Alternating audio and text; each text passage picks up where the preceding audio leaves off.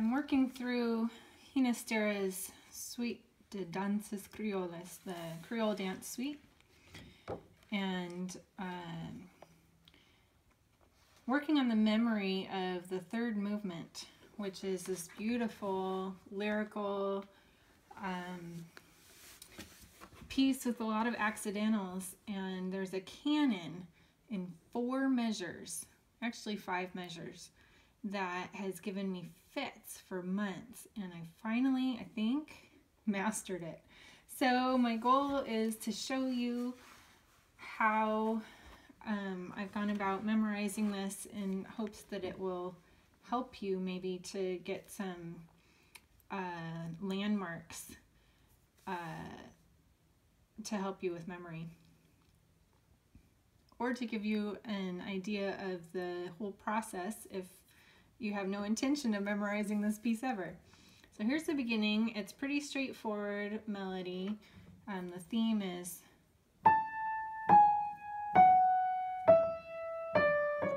and then he repeats it. And he does it a little bit lower. And the end. So really straightforward. He just does it with octaves.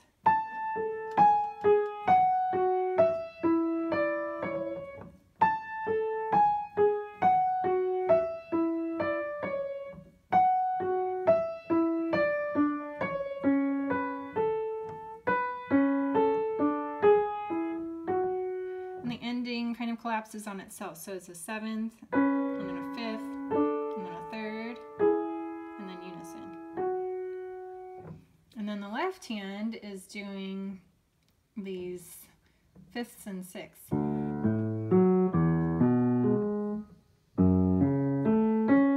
And then an arpeggio. 5th and 6th. Different arpeggio. This one's major 7th. It's not a 7th. Let's see, what is that? Major 9th. So major chord, and then here's the 9th. And then some more 5ths and 6ths. And then an arpeggio. Then he does some 4ths. Then 4ths going down. Then a 4th going down. And then a 3rd, 4th, 4th. And then he starts over. So the first 4 measures were actually really easy to memorize using my ear and just the hand fingering placement.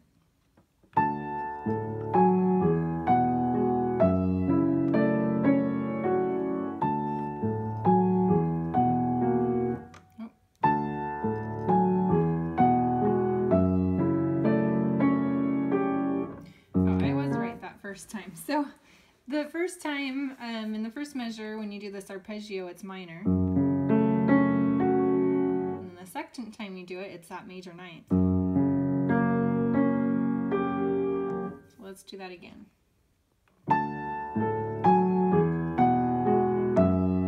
Minor. Here's the major 9th. Then B.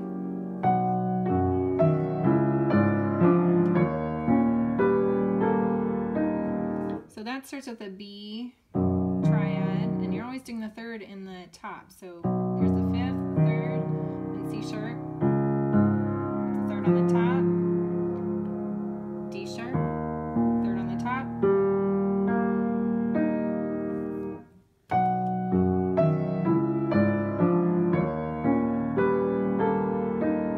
So he's in these 2 different keys that kind of sound strange, but I think it's really beautiful after you get used to it. Here's the beginning again.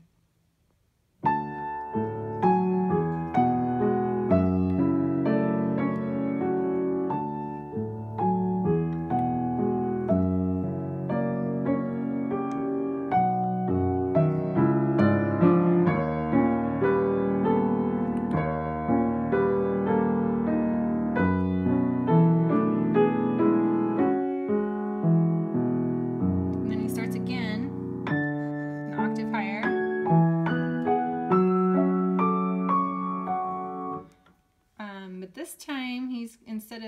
his normal accompaniment, he's going to start a canon on the third beat. So listen for the melody in the left hand.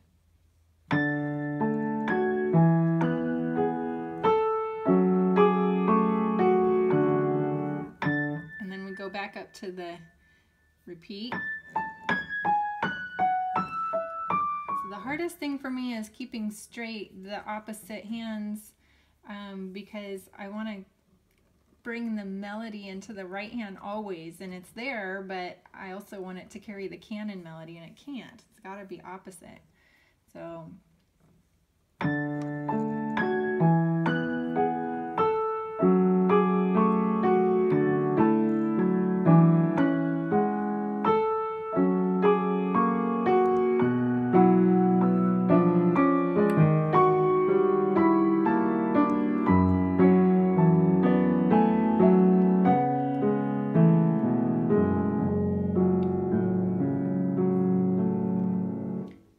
things I've been working on is where the pedal happens, because it can't always happen according to what the right hand's doing.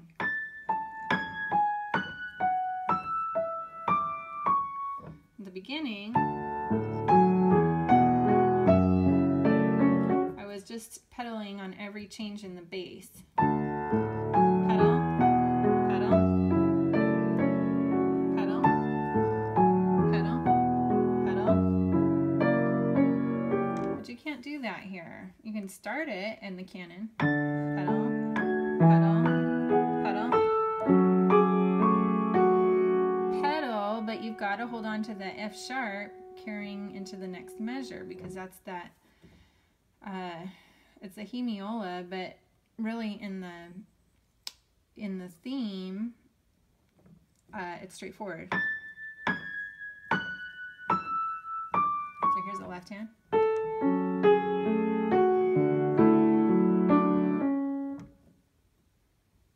But because it's over a bar line, it just feels a little funky. So we gotta hold that going into the pedal change. So you're actually gonna sneak the pedal in there.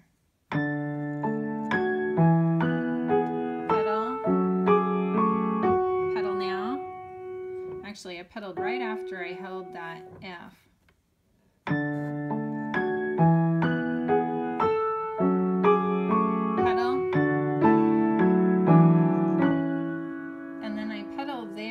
Which is a little bit different, and then pedal again,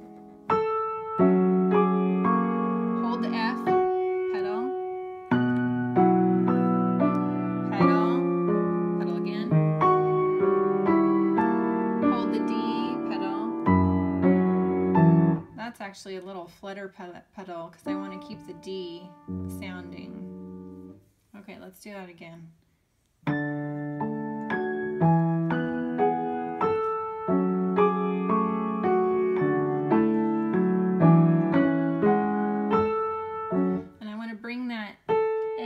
Because it's the repeat of that theme, and it's opposite what the right hand's doing. The right hand's coming down in dynamic and shape, and that's the second statement of the theme in the left hand canon melody.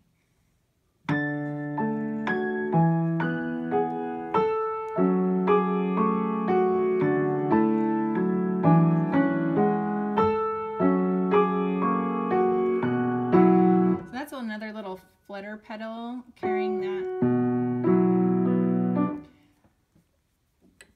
Let's see, we'll start with the second statement of the theme in the left hand. Pedal.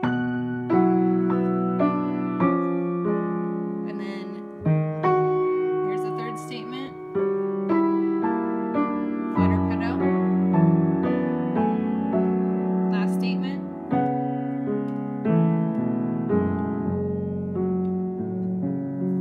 To be careful when I change to my right hand down here, it's carrying the left hand's melody, so I don't want to be too aggressive. I want it to carry the shape of the line. So here's the last statement of the theme in the left hand. See, it's louder than the B, it shouldn't be.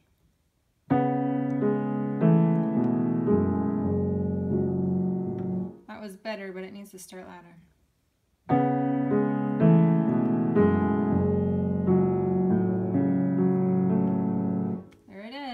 try the canon.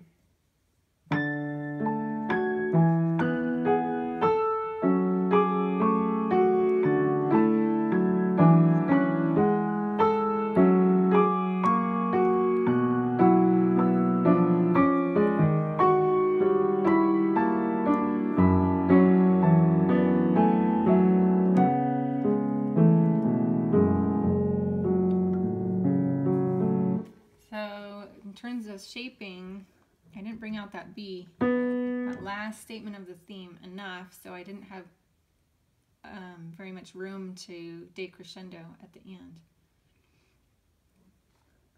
The other thing I'm emphasizing in the left hand, let's see, is that note there.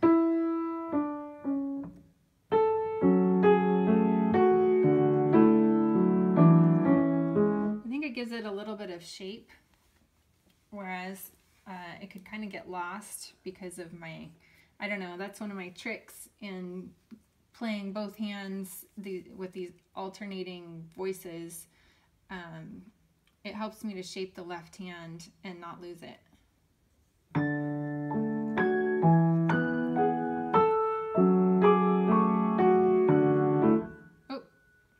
That time I went to the F instead of a restatement of the theme in the right hand because I was paying too much attention to the F in my left hand.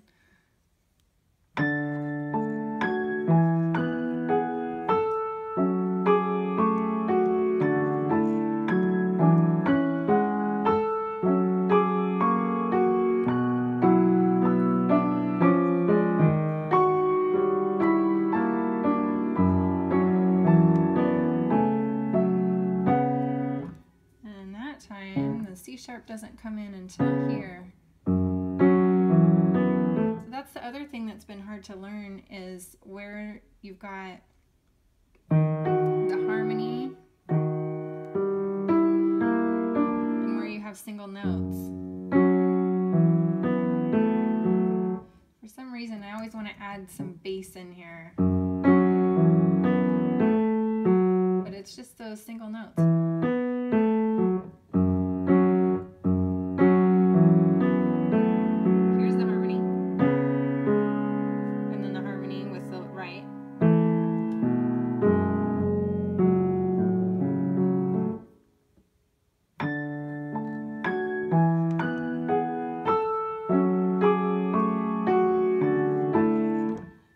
Okay, and I do want to bring that out, but I also want to bring out that second statement of the theme in the right hand.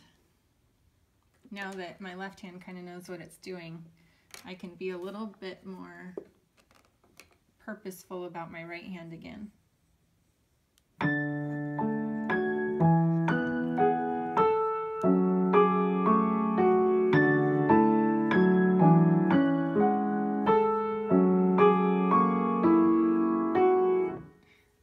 It. It's hard to switch back and forth between these hands and melodies and shapings and pedals and brainwaves.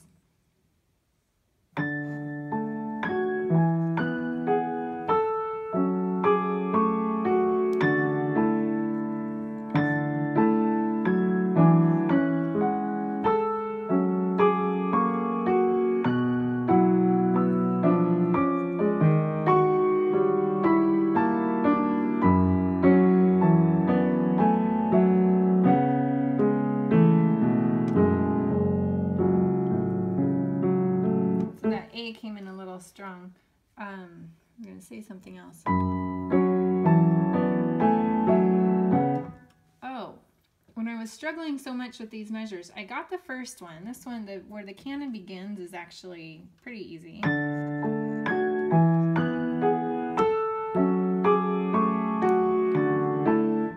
Okay, and then I skipped over the second and third measure of this canon, and even the fourth, and came in to just the ending.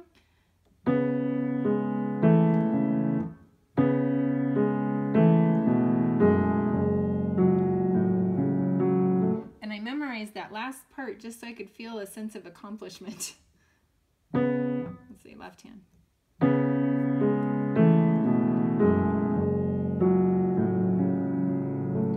I'll do that a lot. I'll go back and learn the last part of a piece just so I can feel like I've done it. Something has been completed. And in this case, it actually really helped, because once I got to through parts of the canon, I knew I was home free by the time I got to that ending.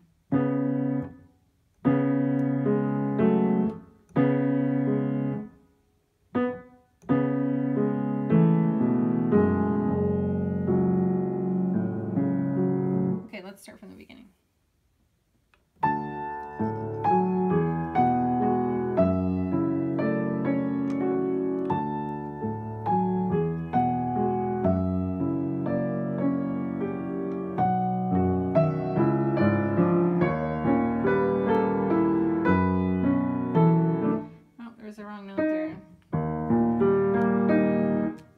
Left-hand arpeggio should end on a D sharp.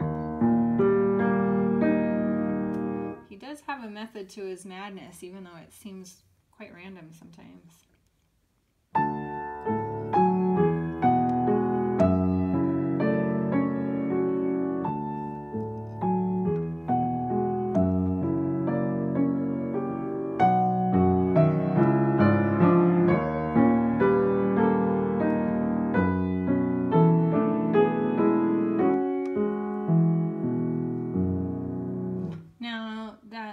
Part, I'm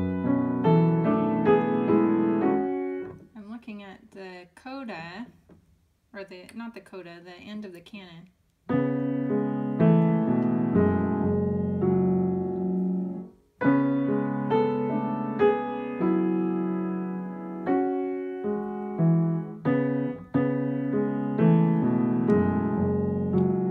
was wondering if I could find any clues to help with the memory of that end of the canon, but really, no. The initial theme ends in a C sharp minor with fourths going down, and the canon figure ends in an F sharp minor. C sharp first with those fourths, and then the F sharp minor.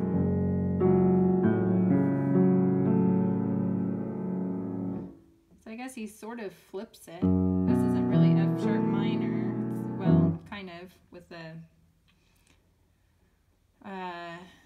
some suspended notes. The 4 and then the 7.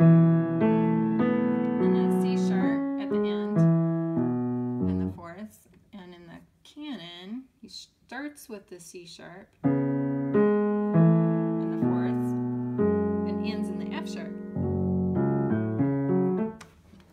He's brilliant, just like Bach, just brilliant in putting these opposite ideas together and making this beautiful music. And it's so complex. When you analyze it, you get a glimpse into what he's doing. If you just read it straightforward, it's not as apparent till you start digging. Here's the beginning again.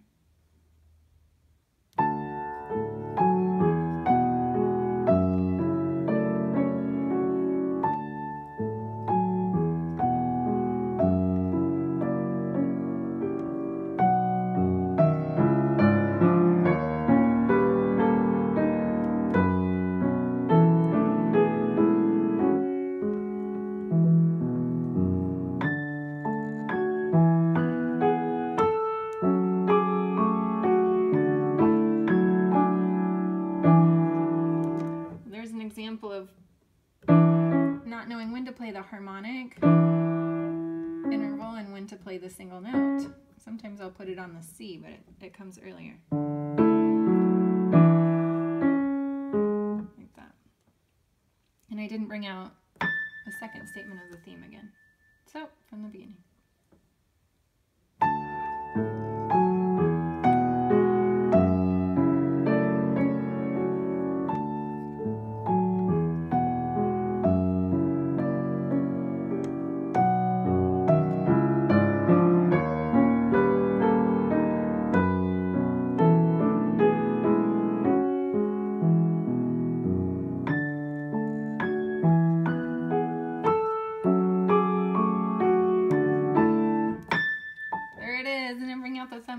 Let's try it right on there. The beginning of the canon.